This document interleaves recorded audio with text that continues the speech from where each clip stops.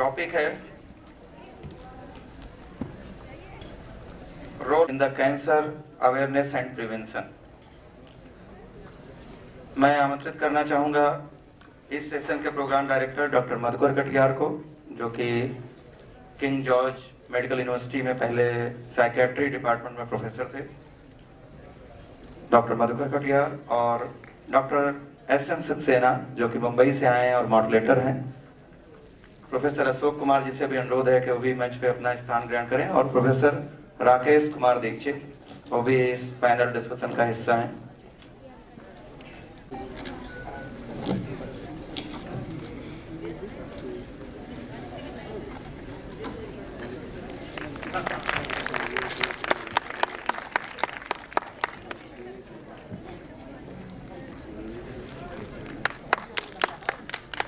Ashok Kumar, welcome Professor S.N. Saxena and all the faculty on the dais.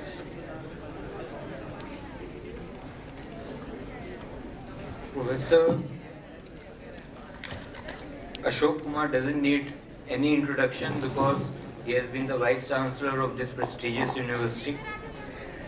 Dr. S.N. Saxena has kindly arrived from Mumbai. He has over 35 years of a rich experience with pharma industry in various roles as marketing, sales, production, planning, training for anti-cancer formulations. He has served industry in various corporate positions like product manager, group product manager, national head general manager, CEO. He also gives basic training courses to different pharmaceutical companies on call when demanded.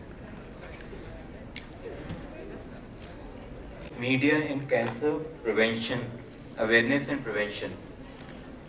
जंगल में मोर नाचा किसने देखा?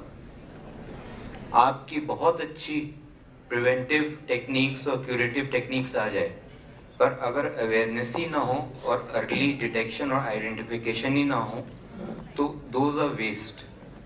तो जितनी भी level आपकी अभी चल रही है,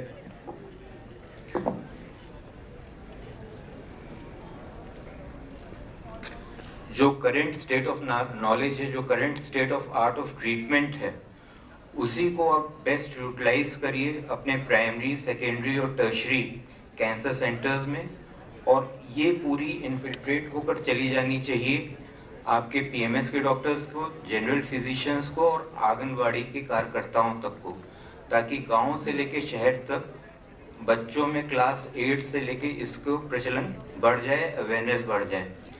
कैंसर कोई डेथ सेंटेंस नहीं है, ये केवल एक बीमारी है जिसका सही समय पे अगर निदान हो जाए, पकड़ लिया जाए तो इसका सफल इलाज हो सकता है, और अगर लेट भी होता है तो जिंदगी आराम पूर्वक कट सकती है।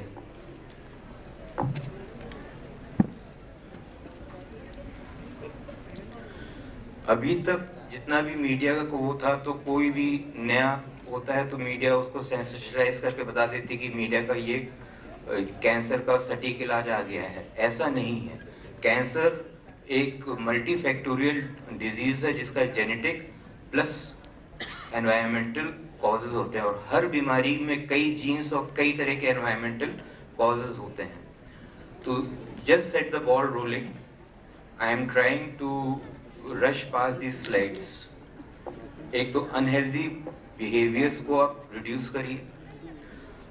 तंबाकू अगर आप कंट्रोल कर लेते हैं, मना कर देते हैं और बंद करवा देते हैं, तो प्रॉब्ली आधे से ज़्यादा कैंसर्स गायब हो जाएंगे। उसी के साथ में ओबेसिटी कंट्रोल कर लेते हैं, और हेल्दी एक्टिव कम से कम आधे घंटे की एक्सरसाइज, जस्ट प्लेन वॉकिंग, उससे और 1/3 कम हो जाएंगे।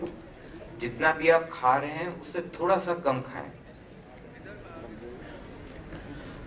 और जिन परिवारों में, खानदानों में कैंसर की हिस्ट्री है, इतिहास है कि माँ में, पिता को, किसी और को हो चुका है, तो उसमें एक हाई जेनेटिक रिस्क फैक्टर रहता है। तो इन लोगों को ज़्यादा गंभीरता से केयरफुली सर्वेलेंस में रखा जाता है और स्क्रीनिंग की जाती है।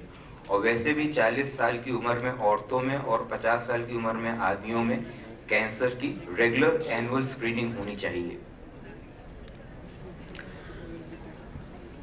इस सब का प्रिवेंशन का जो अवेयरनेस है, सबसे अच्छा अगर हम लोगों को उदाहरण मिला है वो हार्ट डिजीज में मिला है। अवेयरनेस से और अर्ली डिटेक्शन से हार्ट डिजीजेस आधी हो गई हैं। सीट बेल्ट और हेलमेट लगाने से ब्रेन इंजरीज भी बहुत कम हो गई हैं। उसी तरह उतना ही असर कैंसर पे भी आएगा। ये हार्ट डिजीज का दिखा रहे हैं जो कि लगभग आधी हो गई है, पर जो नीली रेखा है कैंसर वो वहीं की वहीं है।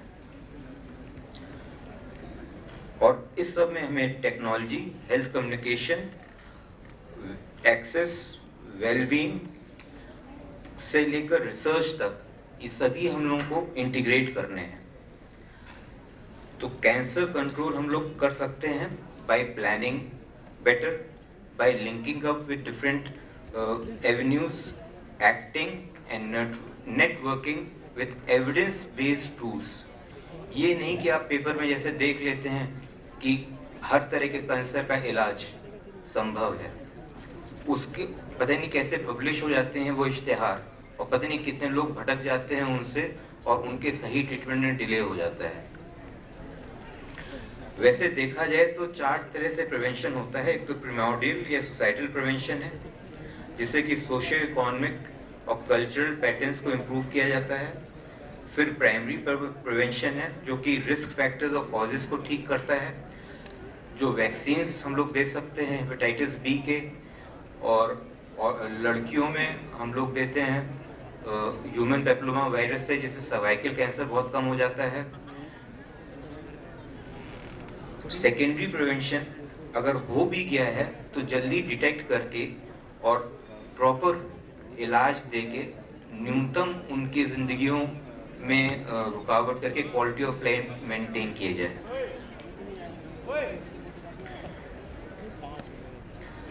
2005 में 2/3 अमेरिकन सोचते थे कि कैंसर डॉक्टर ने कह दिया तो मृत्यु दंड मिल गया, पर 10 साल बाद कैंसर केवल बैड लक, अनफॉर्चुनेट। 2017 में हमारा संदेश क्या होगा, 20 में क्या होगा, साइंस के अनुरूप होगा, 25, 30 उसके बाद में क्या होगा, और बढ़ता ही जाएगा। अगर हम लोग उसको जल्दी डायग्नोज कर लें तो लगभग आधी जिंदगियां कैंसर से बच सकती हैं।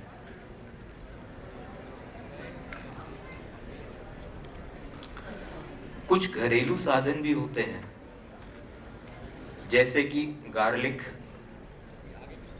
प्रोस्टेट कैंसर में garlic derived organo sulphur compounds, cruciferous vegetables, mustard जितने भी हैं ये prostate, breast, pancreatic, bladder, melanoma में, और स्टैटिन्स।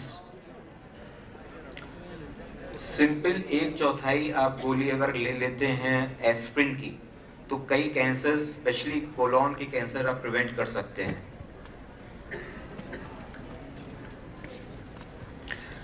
इफेक्टिव हेल्थ कम्युनिकेशन क्या होता है, इसके लिए आपको स्टेप्स लेने चाहिए और उसको लगातार इवैल्यूएट करना चाहिए। आपको बिहेवियर रिसर्च करनी है, टारगेट देखना है, कंटेक्स्ट देखना है, उसके हिसाब से कम्युनिकेशन के प्लान बनाने हैं, और उसके हिसाब से मैनेजमेंट बनाना है। आपके पास में कितने लोग हैं, कितने संसाधन हैं, फिर मैसेजेस करिए, और उसको प्रिंट से लेके ऑडियो विजुअल से लेके इंटरनेट और वेब बेस्ड मीडिया पे करिए, और इसको लगातार इम्प्लीमेंट और मॉनिटर करके उसको इवैल्यूएट और रीएडजस्ट और फाइन ट्यूनिंग करते रहिए। ये भी देखा गया है कि कोई एस्टैब्लिश्ड बिहेवियर को रोकने की बजाय नया बिहेवियर को रोकना ज़्यादा आसान होता है।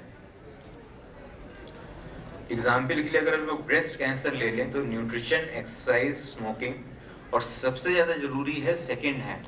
आप भले ही ना पिए, पर अन्य लोग कोई पी रहे हो तो वो सेकेंड हैंड स्मोक और थर्ड हैंड स्मोक ये बहुत खतरनाक होती हैं।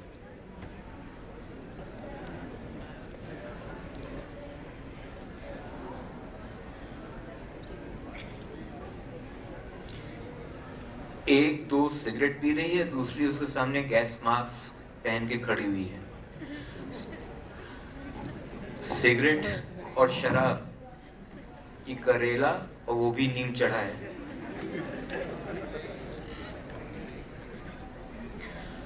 जितना भी आपने मीडिया में कंटेंट डेवलप कर लिया है, वो स्कूल कॉलेजेस से लेके आप उसको एक्सपोज करिए और लगातार उस पर वार करते जाइए तब तक कि वो आपकी सेकंड हैबिट ना बन जाए।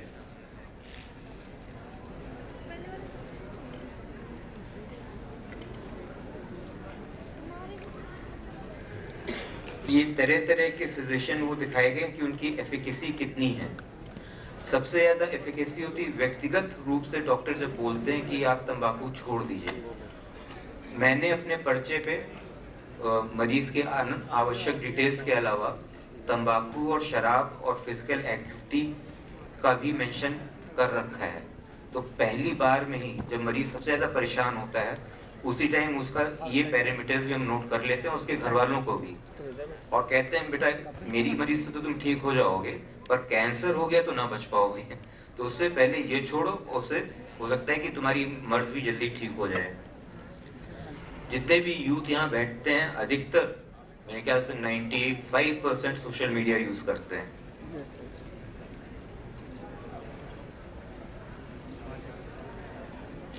आपको मना करना आना चाहिए, पीयर प्रेशर में नहीं आना चाहिए कि भाई पार्टी है तो बियर पीनी ही है, पार्टी है तो बिना सिगरेट के सेलिब्रेट नहीं हो सकता, हम फ्रूट जूस से कर सकते हैं।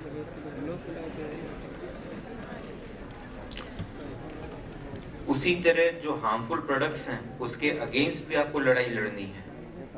ये मालब्रो है, एक औरत पीती है, उसके बाद में क्या हालत होती है, एकदम जल्दी बुढ़ापा आ जाता है, आईब्रोज आ जाते हैं और लगभग ओवर 20 साल एज कम सी दिखती है। तो इसीलिए अगर आपको लोगों का अटेंशन लेना है तो हाई क्वालिटी का लेना है।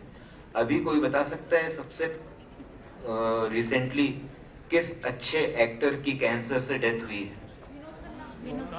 गुड। उससे बाद में टॉम ऑल्टर, स्किन कैंसर से। अगर ये लोग अपनी बीमारी के साथ ही अगर ब्रांड इसका भी ले लेते और हम लोग यूज करते हैं इनकी स्टोरीज को, तो इसके प्रति अवेयरनेस बहुत ज्यादा बढ़ जाता, पर लोग छिपाते हैं। एंटरटेनिंग मैसेजेस यूज करिए। ये मार्लबोरो सिगरेट का एक फेमस एड है, पर इस पे बाकी 3 घोड़े पे कौन कौन है? घुड़सवार नहीं है, डेड बॉडीज लदी हुई हैं बॉडी बैग्स में। And the caption says what if the cigarette ads told the truth.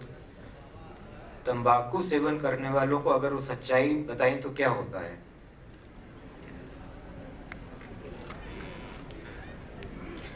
Some takeaway points.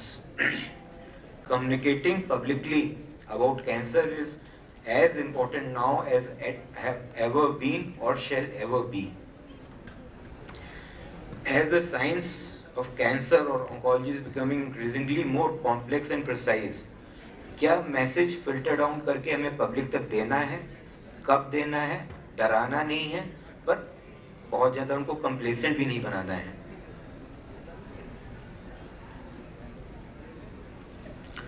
ये पुराना तरीका हम लोग अब भूल जाएं कि दिमाग में हम लोगों ने एक हाइपोडर्मिक नीडल से सिरिंज लगाई, डोज दी और उसका रिस्पॉन्स आ गया है। अब तरीके बदल गए हैं और हमें नए मीडिया के संसाधनों का भी प्रयोग करना चाहिए। हम लोग एक साथ कैंसर से मिल सकते हैं। ये मृत्यु दंड नहीं है, केवल एक गंभीर बीमारी है जिसके प्रति अगर हम लोग सचेत रहें और जल्दी पकड़ लें तो नॉर्मल अन्य बीमारियों की तरह इससे भी ट्रीट किया जा सकता है। Thank you.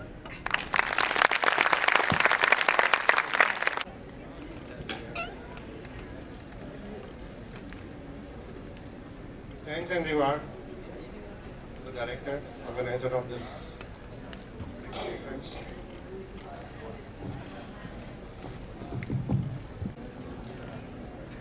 although I have an attitude towards attending the and giving lecture to the large crowd, but here the difference, because this is a university level, I am used to for the pharma industry. My background is a pharma industry, where I have served almost more than 36 years of pharmaceutical, how to promote the products, how to place the products, how to plan, give a plan submission to get the raw material and from which factory we should get the finished formulation as far as the anti-cancer products are concerned. No doubt our main customers during my life tenure was the doctors, hospitals, corporate hospitals, railway hospitals, defense hospitals, that is all the big hospitals or the oil company hospitals, where we were catering through our pharma industry, we were catering their demand and supplying whatever they give the order through tender business or through the trade contract business. After retirement, I joined an NGO in Mumbai, and at present I am doing service as a volunteer for 2 NGOs. What NGOs are doing? During our session from last 3 days, we have come to know that how to fight against cancer. The main culprit which we found was tobacco, alcohol, as well as the sedentary lifestyle, junk food, not giving proper importance to the fiber food, etc. We hardly give an importance to the patient side, because being associated after the patient, our association or the NGO, it is more concerned to the patient. Patient of that type of category where they don't get food, they don't get clothes, but they are sick. Sick even up to the extent of a disease which is curse for every patient, every family. The patients, when we see in the NGOs, they come after selling their entire property. They sell entire household properties, even khet, khalian, everything they sell, and then they reach to Mumbai. But there is no guarantee of coming to Mumbai, they get the best treatment. Treatment is best. TMH is a very big, Tata Memorial Hospital is a very big brand, not only in India, but entire Asia. The type of treatment which is being conducted in Tata, I don't think any hospital can come or near to this hospital. Now, how to run this show to the Tata Hospital, a part of the medical treatment? Since Tata itself is a very big NGO, they don't get any support from the government. They give support, they get the money from the foreign aids, from Indian big houses, and economical treatment. The same treatment, same disease, same cancer, same age group, same protocol. The treatment which is available in the pharmacy of Tata, it is less chargeable as compared to other hospitals, other corporate hospitals. So this difference, this makes Tata more compatible and more famous as far as the poor patient is concerned. Patients who are coming from the northeast India, Bihar, eastern part of UP, as well as the Rajasthan, even all these big states, they are having their own cancer hospitals, but they have a trust. Why this trust? Because since last taking the treatment of 2 years, 3 years, they are not showing any improvement in their own disease. So they take a ticket, reach up to Mumbai, but Mumbai where they will stay. And they want to show one priority to the Tata Hospital. I think Tata Hospital is the only hospital. Please note one thing, I am not here advocating the Tata Hospital, but the benefits which Tata Hospital provides to patient, that I am going to highlight. After reaching to Mumbai, a patient, it is difficult to find a nearby places for staying. So it is a duty of the NGOs. There are so many NGOs, more than 100 NGOs who are having their offices nearby Tata or inside the Tata hospital itself. So there is a social service department in Tata. They guide which to the poor patient, which NGO they should visit and where they will get the all benefits, all advantages. My NGO which serve the poor patients in the way like we give ambulance service from the airport, from railway station or from any nearby bus stand up to the Tata hospital. It is a free service to the patient, number one. Number two, we give free, without charging anything, food supply. Those patients who have traveled almost 36 hours or maybe for more than 40 hours in traveling through the train, from there they will get the food because their fooding habits and Mumbai food habits are totally different. Although all types of food is available in Mumbai, but the person who is habitual for having local food, he will find himself more comfortable in that. So Bombay provides everything for them as per their own taste, because different types of NGOs, they serve from different state of food. That too often without anything charging. They get this benefit. Now the thing is that from where they will stay.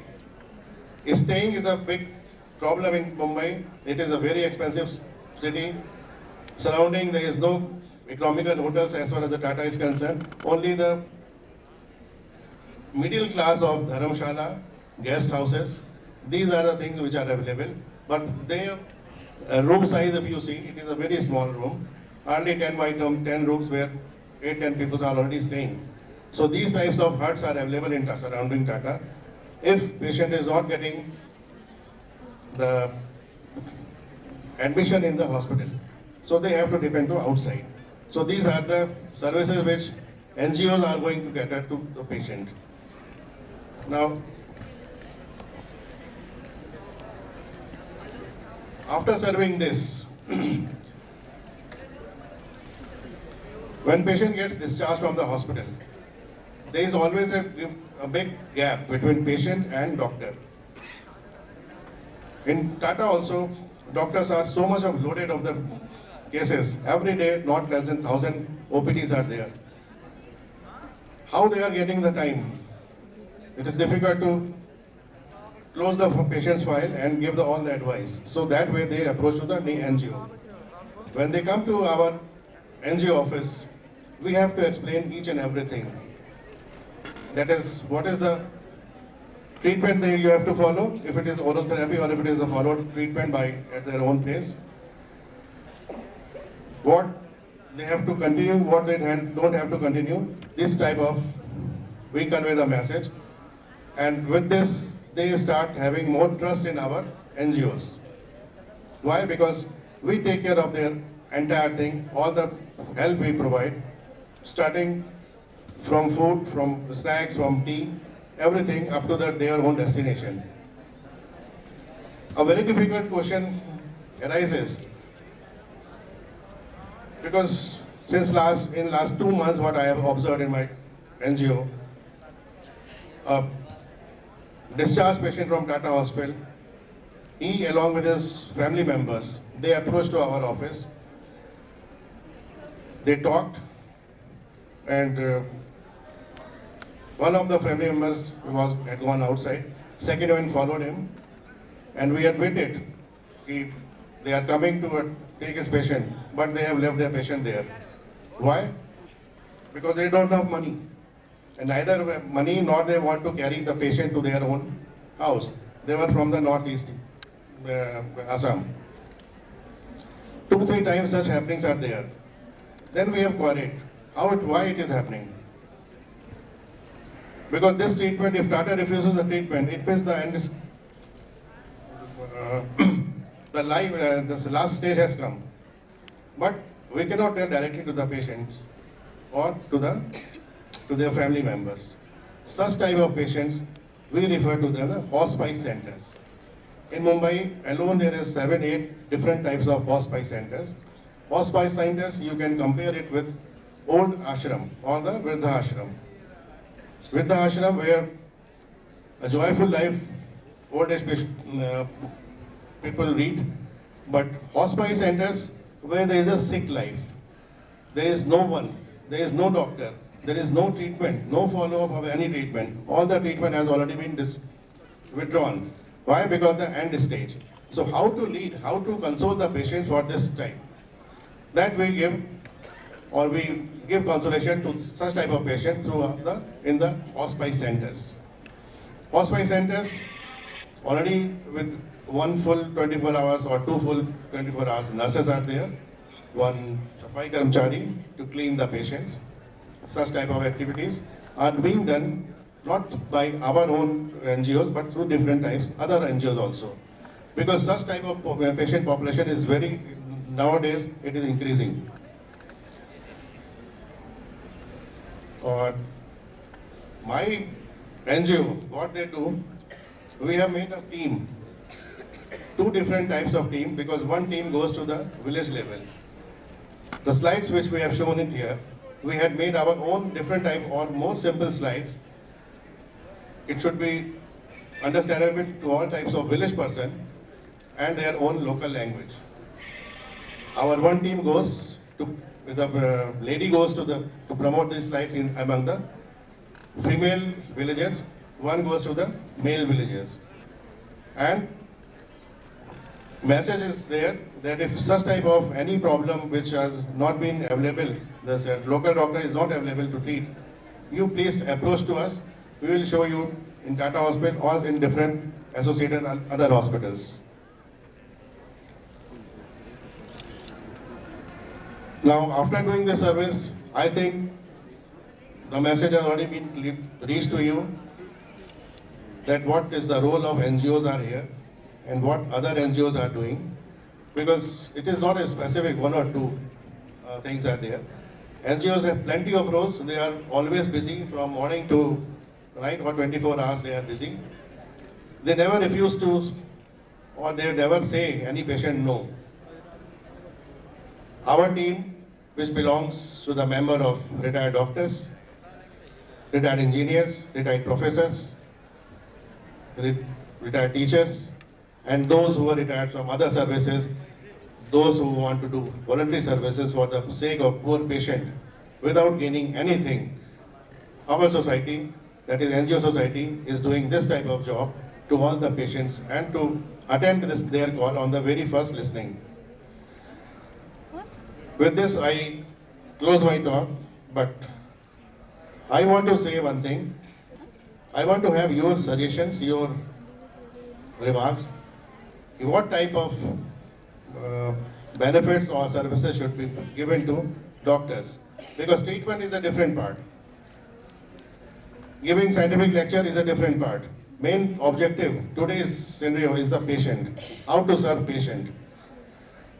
Medical doctor, they don't have time. They can give the treatment on prescription only. Who will make the follow-up? This is a big thing which is being covered by the NGO of Mumbai. At present, Mumbai is having more than 10,000 NGOs. This is a 10,000 which I am telling it is a registered number. It is even more than that. With this, thank you very much.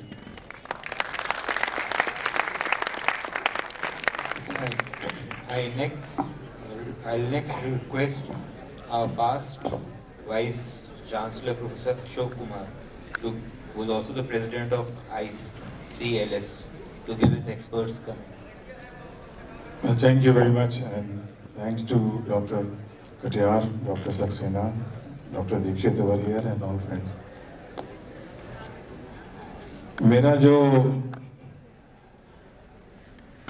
Session के प्रति जो मैं कहना चाहता हूँ और जो session रखा है वो वास्तव में ये है कि अवेयरनेस प्रोग्राम हो, चाहे क्यूरेटिव हो, चाहे केयर प्रोग्राम हो, ये जन जन तक कैसे पहुंचाया जाए। साइंटिफिक सेशन में तो हम सब साइंटिस्ट हैं, जानते ही हैं, शायद बहुत से लोग यहाँ जितनी भी चर्चाएं हुई हैं ज़्यादातर लोग जानते हैं, थोड़ी विधियों को और उनके बारे में जानकारी हो गई, लेकिन ये बात जन जन तक कैसे पहुंचाई जाए ये बहुत महत्वपूर्ण है। इसी के लिए awareness programme fight against cancer का मतलब ये है। और टॉपिक तो था रोल ऑफ मीडिया, तो हम चाहते थे कि यहाँ मीडिया पर्सन जितने ज़्यादा से ज़्यादा आए तो अब शायद इस सेशन का ज़्यादा लाभ हमें हो, लेकिन आप देख रहे हैं कि मीडिया इस वक्त डैश डैश डैश। अब क्या कहा जाए कि ये प्रोग्राम सक्सेसफुल है या नहीं सक्सेसफुल है, और कितनी जागरूकता है, ये सोचिए आप कितनी जागरूकता है। अगर उद्घाटन समारोह में राज्यपाल नहीं होते, हम होते तो शायद मीडिया वाले 2 होते या 4 होते या 1 होते। तो ये जागरूकता कैसे आएगी, ये बहुत बड़ा प्रश्न है सर। और मीडिया यहाँ है नहीं है, तो मीडिया भी जो है, मैं अक्सर विश्वविद्यालय में हूँ तो अक्सर मैं तो हमेशा मीडिया के प्रति बहुत ही क्रिटिकल रहता हूँ। मैं उनसे यही कहता हूँ कि तुम जितनी भी बुराई विश्वविद्यालय के लिए करते हो, चाहे कुलपति की चाहे एडमिनिस्ट्रेशन की, लेकिन ये इन सब का असर सीधा विद्यार्थी पे जाता है। इस बात को समझो। मेरी बुराई कर दी तो मैं 3 साल का टर्म 2 साल में कर लूंगा, 2 साल का 1 साल में कर दूंगा, 1 साल नहीं 1 महीने में चले जाऊंगा। लेकिन जब आप कहीं जाएंगे तब ये कहा जाएगा, अच्छा उस विश्वविद्यालय के विद्यार्थी हो जहाँ के कुलपति को 1 महीने में रवाना कर दिया। That will affect you, that will affect you. मैं बस एक छोटा सा इंसिडेंट बताऊंगा, ज़्यादा नहीं। मेरा एक विद्यार्थी है, तो मैं दिल्ली जा रहा था डॉक्टर साहब, ICMR के कोई मीटिंग थी, तो उसने कहा कि सर आप दिल्ली जा रहे हैं, मैंने ICMR में सीनियर रिसर्च फेलोशिप के लिए अप्लाई किया है, उसका रिजल्ट नहीं आया, ज़रा आप पता कर लीजिए। और क्योंकि आप ICMR में जा रहे हैं तो आप कर सकते हैं, वैसे तो जाना बहुत मुश्किल है। मैं ICMR में गया, मीटिंग के बाद सेक्शन में गया, और सेक्शन के बाद जब सेक्शन ऑफिसर से पूछा तो उसने कंप्यूटर खोला और उसने कहा कि सर अभी वो मिनट्स जो हैं वो बने नहीं हैं, अप्रूव नहीं हुए। तो मैं समझ गया कि उसका अप्रूव नहीं हुआ है। निगेटिव बात लोग बताते नहीं है, पॉजिटिव बता दो, शायद बता दे। तो मैंने कहा मैं इतनी दूर से आया हूँ, जरा भाई बता दो सर, बता दो कि उसको मिला है कि नहीं मिला है। इसमें कोई बात थोड़ी ना है, सिफारिश करने थोड़ी ना आया हूँ, मैं तो पूछने आया हूँ मिला कि नहीं मिला। उसने कहा था हमारे मैडम से बात कर लीजिए।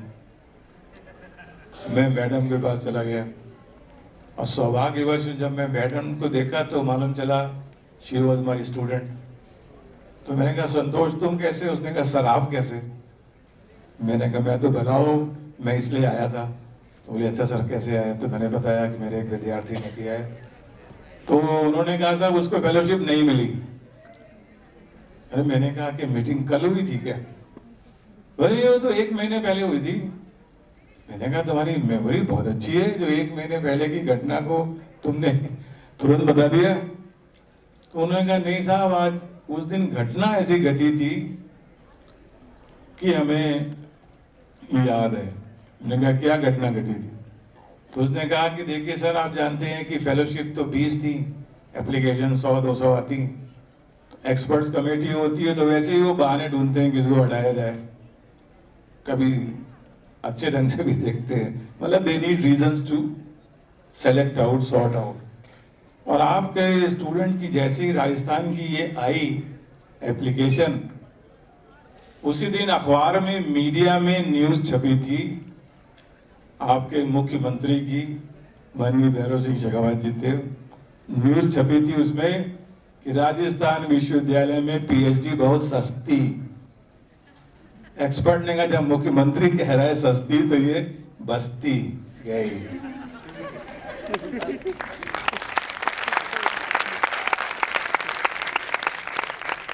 और वो छात्र आज मिशिगन स्टेट यूनिवर्सिटी में एसोसिएट प्रोफेसर है।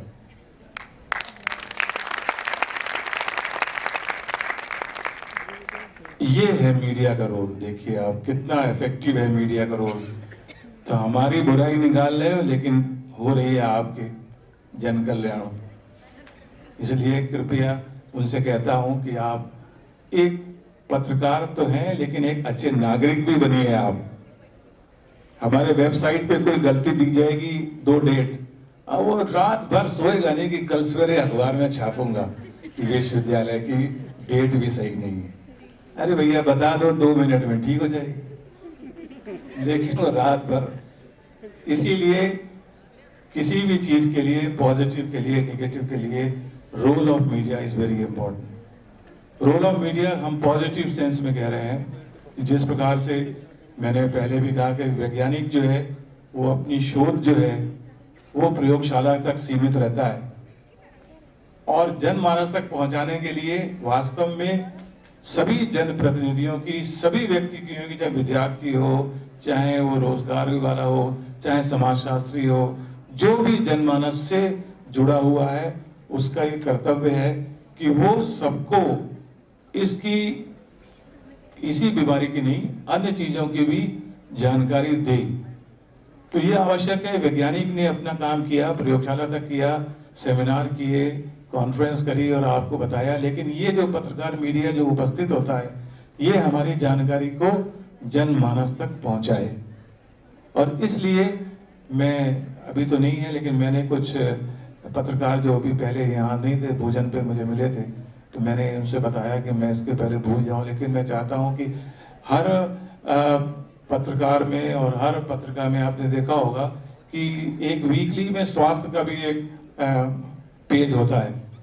तो मैं इनसे ये कह रहा था कि स्वास्थ्य का अगर पेज होता है तो मैं चाहूंगा कि कैंसर ऐसा जो रोग है उसका एक आप कॉलम बनाएं, और उस कॉलम में आप ये बताएं कि कौन कौन से कार्सिनोजेनिक सब्सटेंस हैं वैज्ञानिक शोध के आधार पे। तंबाकू है, अल्कोहल है, या एस्बेस्टोस है, जंक फूड है, केमिकल्स है, ये बताएं। कौन कौन से डॉक्टर्स अवेलेबल हैं, कौन कौन सी हेल्पलाइन अवेलेबल है, कौन कौन से एनजीओज अवेलेबल है, क्या क्या लीगल कॉम्प्लिकेशन है, कहाँ कहाँ से आर्थिक सहायता मिल सकती है।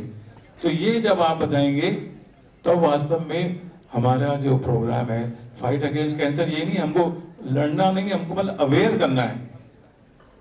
अवेयरनेस की 3 है कि या तो हाउ टू प्रिवेंट, और अगर प्रिवेंशन नहीं है तो हाउ टू क्योर, उसकी क्या प्रोबेबिलिटीज हैं, और जिनको ऑलरेडी है how to care for them.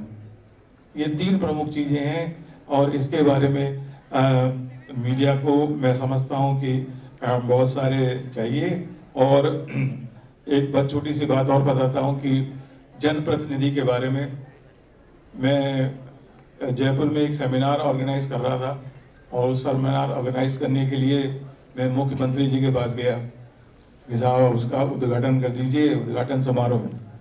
तो मुख्यमंत्री ने ये कहा, भाई वैज्ञानिक सेमिनार है और हम लोग क्या करेंगे, आप किसी वैज्ञानिक को बुला लीजिए। बड़ा अच्छा सजेशन था, नॉर्मल सजेशन था। मैंने कहा आपकी बात बिल्कुल ठीक है, मैं मानता हूँ, लेकिन फिर मैंने वही बात की जो आपसे पहले कही कि हम वैज्ञानिकों का काम लैब तक है, और शायद जनप्रतिनिधि का काम जन जन तक सूचना को पहुंचाने का काम मैं समझता हूँ मुख्यमंत्री से अच्छा कोई नहीं कर सकता। आप हर जगह जाते हैं, गांव-गांव जाते हैं, लोगों से मिलते हैं और आपकी बात नहीं मानते हैं। तो मैं तो चाहता हूँ, इसलिए आपको बुला रहा हूँ कि हम अपनी बात को आपको बताएं ताकि आप जन जन को जाकर पहुंचाएं। सौभाग्य से मुख्यमंत्री जी उससे प्रभावित हुए। उन्होंने पूछा मेरा कल का कार्यक्रम क्या है, उन्होंने बताया, उन्होंने कहा इसको सब कैंसिल कर दो, मैं इनके सेमिनार में जाऊंगा। ऐसी सोच होनी चाहिए एक हमारे जनप्रतिनिधि की। और मुझे इस बात की बेहद खुशी है कि जिस उद्देश्य से हमने सेमिनार किया था और जिस मुख्य अतिथि माननीय राज्यपाल राम नाईक जी को बुलाया, उन्होंने शायद हमारा उद्देश्य पूरी तरह से आप तक पहुंचाया। तो इसी तरह से यहाँ जे एक विद्यार्थी जो है ये एक जनप्रतिनिधि की तरह कार्य करे। आपने जो यहाँ सीखा है वो अपने पड़ोसियों को बताएं और उनको इतना एजुकेट करें, इतना मोटिवेट करें कि वो जाके अन्य पड़ोसियों को पहुंचाएं। तो ये जो जिस तरह का आप कैंडल मार्च करते हैं, तो जरा सा वॉक मार्च भी करिए, लोगों तक जाइए, लोगों को पहुंचाइए, एक संदेश पहुंचाइए और उस संदेश के बारे में आप बताइए। और जैसा कि मैंने पहले भी कहा कि दो चीजें बहुत ही भारतवर्ष में तो इम्पोर्टेंट है, एक तो है शौक और एक खौफ।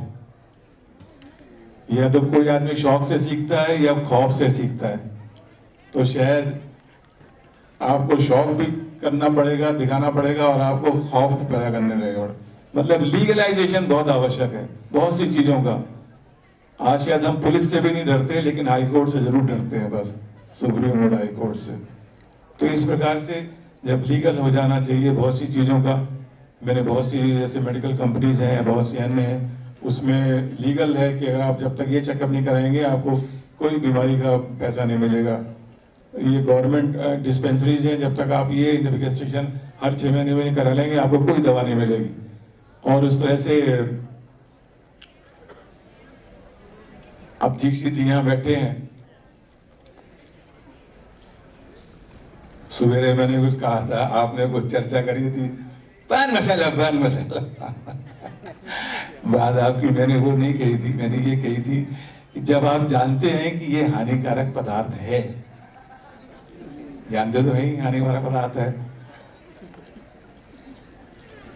कानपुर में सबसे ज्यादा बनता है, इसमें कोई डाउट नहीं। वो मेरा मतलब नहीं था कहने का, मेरा ये था कि पब्लिक होर्डिंग्स को जितना कम से कम इसको दिखाएं वो उतना अच्छा है। किसी भी शहर के बारे में बात नहीं हो रही, वो तो एक एग्जाम्पल आ गया क्योंकि ग्रीन पार्क यहाँ पर है और T20 हमने भी देखा है, तो सबसे ज्यादा पान पराग का उसमें एडवर्टीजमेंट होता है, सो कॉल्ड होता है। एक मैं मेडिकल डॉक्टर्स की कॉन्फ्रेंस में गया था और बड़ी चर्चाएं हुई कि तंबाकू से ये नुकसान, पान मसाले से ये नुकसान, गुटखा से ये नुकसान। बहुत अच्छा भाषण हुआ। अब धन्यवाद की बारी आई। धन्यवाद में सबसे पहले मुख्य अतिथि शब्द दिए और हम अपने प्रमुख आयोजक शुद्ध पान मसाले को हार्दिक धन्यवाद देते हैं कि उन्होंने ये सम्मान किया।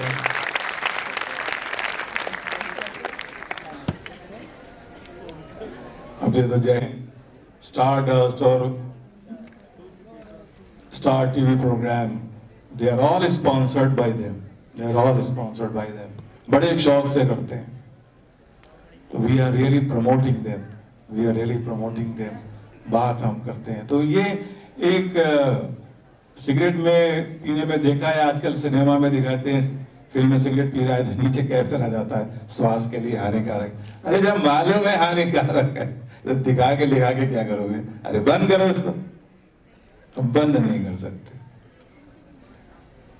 गुटखा तो बंद कर दिया कहीं कहीं पर, लेकिन शराब नहीं बंद करी। क्यों नहीं बंद करी? बंद कर दो। तो ये तो दोहरा चीज नहीं जलेगी। सब कुछ हमारे ऊपर मत छोड़ो, कुछ अपने ऊपर भी लो। जन जागरण तो आपने कर दिया, लेकिन जो आपकी जिम्मेदारी है वो तो आप निभाओ।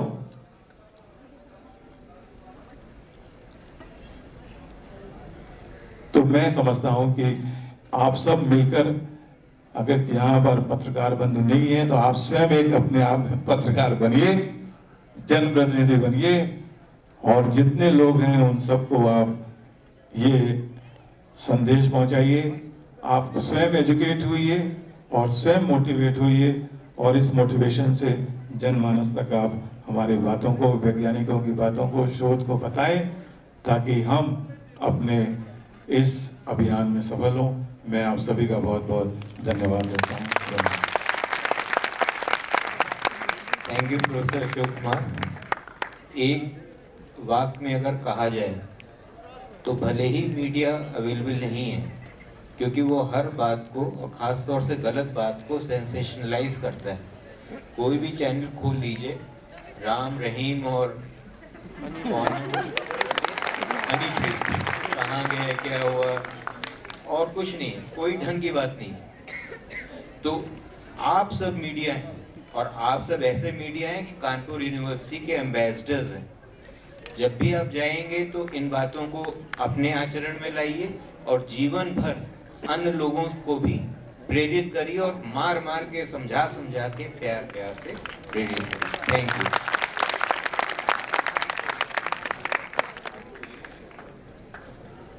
समापन से पहले डॉक्टर दीक्षित समापन करेंगे। आज बंबई में मैं पिछले 47 साल के बाद आया हूँ फ्रॉम इनटू कानपुर। 47 साल के गैप के बाद मुझको ये शहर वैसा का वैसा ही नजर आया। वही कूड़ा करकट, वही गार्बेज, पतली सड़कें, कंजेस्टेड ट्रैफिक। जो ट्रैफिक पॉपुलेशन उस समय थी वही आज प्रॉब्लम है। कुछ एरिया भले ही साफ हो, लेकिन उन सब की अप्रोच और खराब हो जाएगी जब आने वाले टाइम पे मेट्रो का रास्ता बनना शुरू होगा। कुछ शहरों में जहाँ पे मेट्रो चल रही है, हाँ, Delhi of course it is one of the best in the world now. Bombay में शुरू हुई है, बट मेट्रो से बहुत फर्क पड़ता है। हो सकता है कानपुर में भी ट्रैफिक का बुरा हाल जो है वो मेट्रो से ही सुधारा जाए। कानपुर का नाम सुन के, क्योंकि मैं जब आने में गैप में 47 साल के गैप के बाद मैं कानपुर आया हूँ, मुझे बड़ी खुशी हुई। चलो अपना शहर देखेंगे चल के, अपने पुराना स्कूल अशोक नगर में सेंट जेवियर्स, वहाँ जाएंगे। लेकिन आज ही वापसी है, अगर रुकते 1-2 दिन और तो ज़रूर जाते, पुराने मित्रों से मिलते। तब का कानपुर और अब का कानपुर बहुत ज़्यादा नहीं चेंज हुआ है, वैसा ही है। सड़कें थोड़ी इम्प्रूव हो गई हैं। Thank you sir. Counsellor sir, Saxena sir, Katiyar sir and सारी ऑडियंस, नमस्कार। 3 दिन से आप लोग पढ़ रहे हो और 3 दिन से पढ़ के मत्था अपना इसी से कर रहे हो। हर बार थोड़ी थोड़ी देर में कह रहे हो काफी बाहर मिल रही कि नहीं मिल रही। हर थोड़ी थोड़ी देर बाद कह रहे हो कि खाना कब चालू होगा। रीजन इज पढ़ाई का एक लिमिट है और उस लिमिट में अगर आप कुछ निचोड़ के बाहर ले आते हो, so that is the purpose, that is the aim of any conference. आज हम आपको कुछ 1-2 चीजें ऐसी करेंगे जिसको अगर आप लेके चले जाते हो, तो अल्टीमेटली इस कॉन्फ्रेंस का जो एम है that is fight against cancer, उसका कुछ 1% 2% अल्टीमेटली अगर आ जाता है, so that will be fruitful. सारा कुछ जितना पढ़ाया जाता है कोई नहीं जान सकता, तो ये इम्पॉसिबल है। लेकिन अगर आप उसका मैसेज निचोड़ के अगर आप लेके 1-2 पॉइंट लेके चले गए, नाउ दैट शोज कि ये प्रोग्राम सक्सेसफुल है। कटियार साहब ने बहुत अच्छे से इसको जो नाम दिया है, फाइट अगेंस्ट कैंसर, ये fight against cancer same name WHO ने दिया है, सेम नेम। तो जब WHO का सेम फाइट अगेंस्ट कैंसर का स्लोगन है, यहाँ भी स्लोगन है, तो पर्पस भी सेम होना चाहिए। आज हम आपको 2-3 ये बताइए, पूरे 3 दिन में आपने सबसे ज्यादा खराब किस चीज को पाया कैंसर के लिए? जल्दी बोलो। Tobacco. Very good, very good. अगर आज सर का अभी सबसे ज्यादा कंसर्न था कि मीडिया नहीं आई, सर बहुत गर्व से कह रहा हूं कि आपका हर बच्चा एक मीडिया है। रीजन इज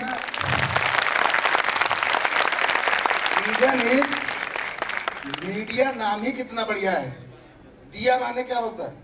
दिया सब लोग हिंदी जानते हैं। दिया माने दीपक, मी माने मैं हूं Deepak. So everybody is media and everybody is media. So ultimately आप जो रेस दिखाओगे, दीपक को अगर आप देखो, उसके बाहर अगर लाल लगा दो तो लाल दिखाई पड़ेगा, हरा लगा दो हरा लगा दिखाई पड़ेगा। तो अल्टीमेटली आप कौन सी वेव दिखा रहे हो, सो दैट विल रिफ्लेक्ट। किसके पास मोबाइल नहीं है, हाथ खड़ा करें। मोबाइल किसके पास नहीं है? मोबाइल किसके पास नहीं है? व्हाट्सएप किसके पास नहीं है? हाथ खड़ा करें। सब झूठ बोल रहे। व्हाट्सएप जिसके पास मोबाइल नहीं है, असल में भूल गया बुलाना। व्हाट्सएप सबके पास है, मोबाइल सबके पास है। फेसबुक में अच्छी वाली फोटो लगा के सबका बना हुआ है डीपी। नाउ मीडिया जब आप कहते हो ना, सबके दिमाग में आता है अखबार, सबके दिमाग में आता है TV. No, social media plays more role than all these media. आप जो है व्हाट्सएप पे क्या लिखते हो, बढ़िया सा कोई जोक, या I am going to this place, ऐसा ऐसा इधर उधर, या दूसरे की बुराई, या कुछ ऐसा जो कि प्रोपेगेंडा कहीं से आपके पास आ गया जिसको आप जानते ही नहीं, लेकिन उसको फॉरवर्ड कर दिया। नाउ दिस फॉरवर्डिंग जो है ना, कुछ लोग तो क्या करते हैं 20-20 एक साथ फॉरवर्ड कर दिए। बोले किसने किया ना, बोले हमारे समझ में आया नहीं, हमने सोचा इनको कर दिए, अपने पढ़ेंगे और जो कुछ समझ में आएगा समझा देंगे।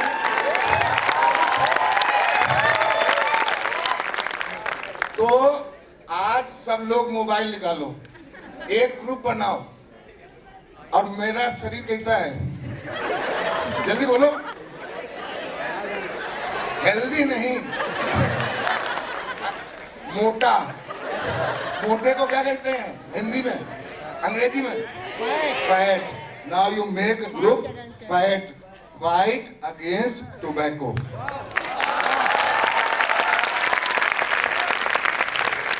Fight against tobacco.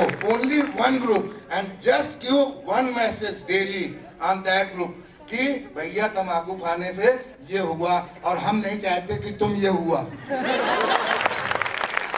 तो आप गूगल में डालोगे टोबैको रिलेटेड कैंसर, एक पिक्चर आ जाएगी, and just you put that and नीचे लिख दो I don't want to be in you. कम से कम जब सुबेरे सर ने जैसे कहा कि या तो क्या होगा सर, दो तरीके से आपने बताया, या तो डर या तो खौफ या शौक। शौक से कोई सीख जाएगा, इसकी प्रोबेबिलिटी बहुत कम है। जब आप पढ़ते हो तो क्या शौक से पढ़ते हो? बोले जब खौफ होता है कि रिजल्ट 25% आए, अरे बाप रे, अब पढ़। तो शौक से नहीं, शौक से तो टीवी वाले दिखा रहे हैं, जैसे सर ने कहा कि हर प्रोग्राम के पहले आ रहा है, ठीक है, और वो कौन सा सब सारे स्टार दिखा रहे हैं, तो वो शौक वाला है। आप थोड़ा सा खौफ वाला दो कि भैया ऐसा भी हो सकता है, और हम नहीं चाहते, क्योंकि हम आपके बहुत ज्यादा चाहने वाले हैं, हम नहीं चाहते कि आप इस जगह पे लेटे हो। So just you make a group in the name of what, fight, that is fight against tobacco. And if you can do this one, एक मैसेज खाली आप रोज फॉरवर्ड कर दो against tobacco to your near and dear. जैसे ही आप एक को भेजते हो, सडनली वो किसको भेजता है? दूसरे को, दूसरा किसको भेजता है? तीसरे को, वो स्प्रेड हो जाता है। तो पूरी इंडिया में वो उस तरह के मैसेज अगर रोज स्प्रेड होने लगे, और रोज अगर आदमी देखे, आए देखिए ऐसा हो जाए, आए देखिए ऐसा हो जाए, और सुबेरे जो गुड मॉर्निंग वाले हैं, तुम नहीं भी बोलोगे तब भी मॉर्निंग ही गुड होएगी।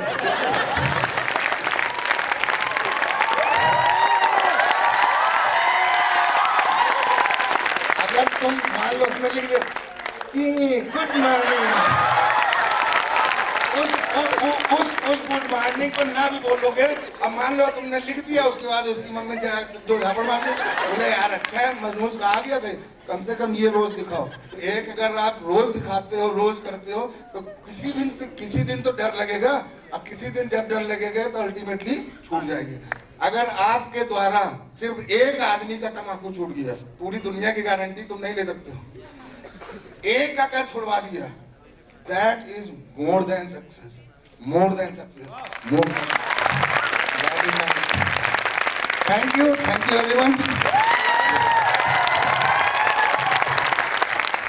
डॉक्टर दीक्षित के बोलने के बाद में अतिशयोक्ति होगी, पर इन्होंने जो कहा है उसी को आगे ले जाते हुए, अगर एक व्यक्ति तंबाकू छोड़ देता है तो उससे का एक कर्तव्य है कि कम से कम वो 10 की और छुड़वाए, और जो 10 छोड़ेंगे वो 10 की और छुड़वाए। तो इस तरह ये पूरा क्लाउड बॉलिंग होती है, स्नो बॉलिंग होता जाएगा। तीसरा बात जो हम जो कहना चाह रहे थे, यहाँ मीडिया नहीं तो हम लोग कह सकते हैं क्योंकि कल छपने वाला नहीं है। एक वर्ड होता है प्रोस्टिट्यूट, दूसरा होता है प्रेस, इन दोनों को मिला दें तो बनता है प्रेस्टिट्यूट। पेपर वाले और चैनल वाले किसी एक जो उनके जो पैसे देते हैं, जो इश्तिहार देते हैं, उन्हीं के होते हैं और किसी के नहीं होते हैं। या जो पॉलिटिक्स में इश्तिहार देते हैं, उनको सीट देते हैं राज्यसभा। ये आज से 4 साल पहले की बात है। दैनिक जागरण, चूंकि लोग नहीं है तो मैं नाम ले सकता हूँ, उसके संस्थापक और उसके जो करता थे वो एक प्रोग्राम में आए टोबैको के लिए। हमने बोला कि आप हर दिवाली, दशहरे, होली के पीछे फ्रंट पेज पे सारे आप ये पान मसालों के वो देते हैं, क्यों देते हैं? आप नहीं देंगे? वो कहते हैं डॉक्टर साहब आपको मालूम नहीं है, उन्हीं की वजह से पेपर आपको 2.5 रुपए में मिलता है, वरना 8 रुपए में मिलेगा। हमने बोला अच्छा साहब, अगर कल को अफीम स्मैक लीगलाइज हो जाए तो आप पेपर फ्री में बांटेंगे उसके इश्तिहार छाप के? आपकी तो अपनी कोई ड्यूटी बनती है।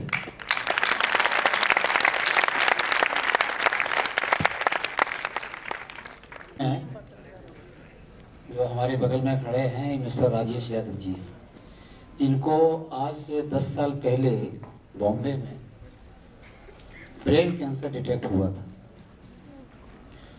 और इन्होंने केवल अन्न छोड़कर और योग का सहारा लेकर ये कैंसर से मुक्त हैं और ये चाहते हैं कि ये पूरी दुनिया से कैंसर को मुक्त देखना चाहते हैं। इस पर हमारी टीम काम कर रही है। इसी सिलसिले में हमारे बीच में एक मैडम है, ये इनका नाम है शेवा दास। इनकी उम्र 31 साल है। पिछले 12 सालों से ये नंगे पांव चल रही हैं और अन्न जल फल कुछ भी नहीं लेती हैं। केवल पाव भर दूध इनको सुबह 7 बजे चाहिए। अगर मिल जाए तो बहुत अच्छा है और नहीं मिल जाए तो और अच्छा है। ये अपने साथ साथ बहुत सारे मरीजों को भी देख रही है रोजाना। इनके यहाँ बहुत सारे दूर दूर से मरीज भी आते हैं। एक थेरेपी है, सिद्ध साइंस को भी लेकर के ये काम कर रही हैं। इसके अलावा हमारे बीच में और भी बहुत से लोग हैं और मैं स्वयं आज के 12-13 साल पहले साइटिका का मरीज था। आज मेरे अंदर कोई वो साइटिका नहीं है, बहुत थोड़े से उसमें जो है इन्हीं के किसी साथी ने मुझे ठीक किया और मेरे घुटने खराब हो गए थे। अभी मैंने पिछले 6 महीने पहले यहाँ पर एक इशू को लेकर के 37 डेज मैं पानी पर सर्वाइव किया। केवल मैंने पानी पिया और कुछ नहीं लिया और काम करते हुए तो मेरे घुटने भी ठीक हो गए। मेरी आंख में ग्लाइकोमा की शिकायत है और मैंने इसका इलाज दिल्ली से लेकर के और चेन्नई तक मैं गया और मैं जो एक थेरेपी जो हमारे बीच में जो डेवलप की हम लोगों ने, उससे मुझे राहत मिल रही है। और मैंने डॉक्टर को कह भी दिया था, जैसे कैंसर को सुन करके लोगों को एकदम शौक होता है कि अब तो मेरी लाइफ बहुत कम है, वैसे ही हाँ ये राजेश जी। विजय हो आप सबकी, विजय हो आप सबके माँ बाप की। विवेक स्पर्श के साथ राजेश यादव कन्नौज से। 10 वर्ष पहले मुझे कैंसर हुआ था और चेक कराने से पता लगा तो अंदर से बड़ा दिक्कत हुई और मैंने अन्न छोड़ करके और योग का सहारा लेकर के मैंने कैंसर को क्योर किया है। और मैं आप लोगों से भी ये कहना चाहता हूँ, आप भी इसको करिए और मैं पूरी दुनिया को कैंसर से रहित देखना चाहता हूँ।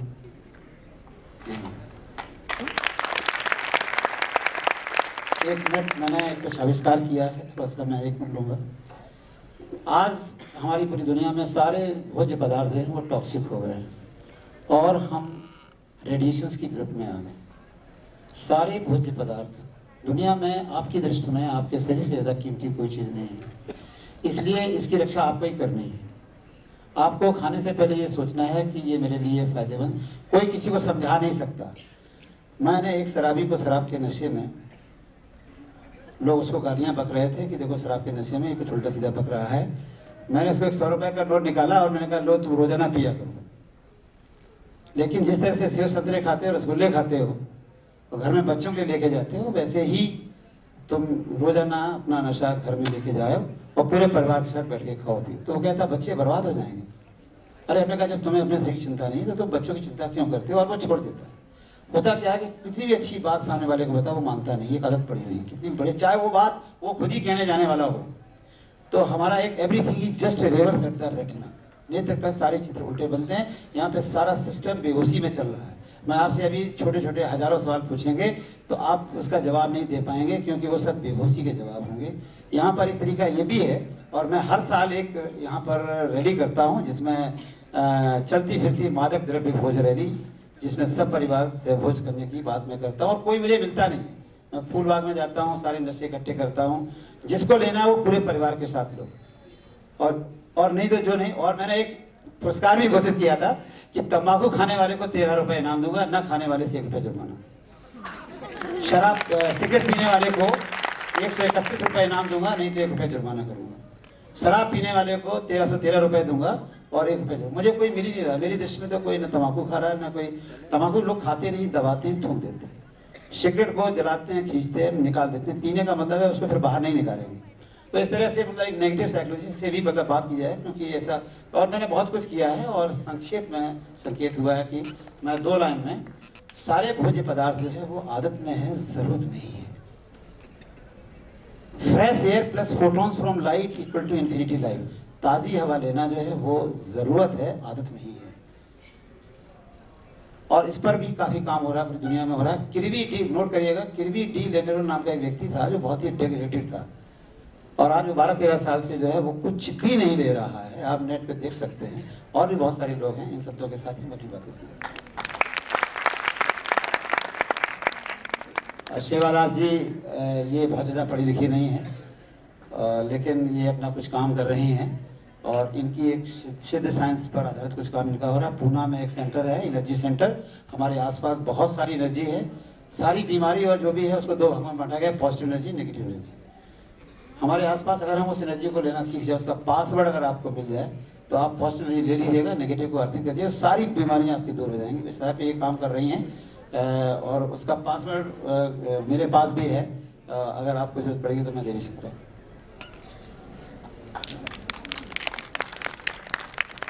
धन्यवाद आपको कि आप यहाँ आए। हम आपके दीर्घायु की कामना करते हैं, स्वस्थ जीवन की कामना। Kumar, Dr. Saxena, Dr. Dixit, I think now time has come for us to leave the stage. यहीं पर होना है। सम्मानित करें वह programme director doctor Madhukar Katiyar ji को।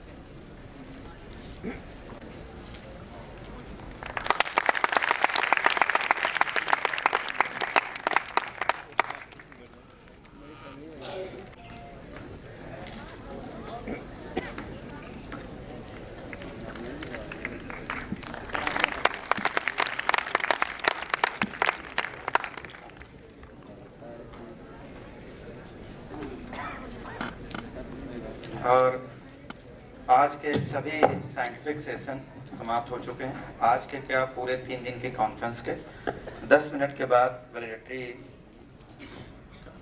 फंक्शन स्टार्ट होगा, और उसके बाद टी के साथ इस कॉन्फ्रेंस का समापन होगा। 10 मिनट थोड़ा सा और इंतजार आपको करना होगा।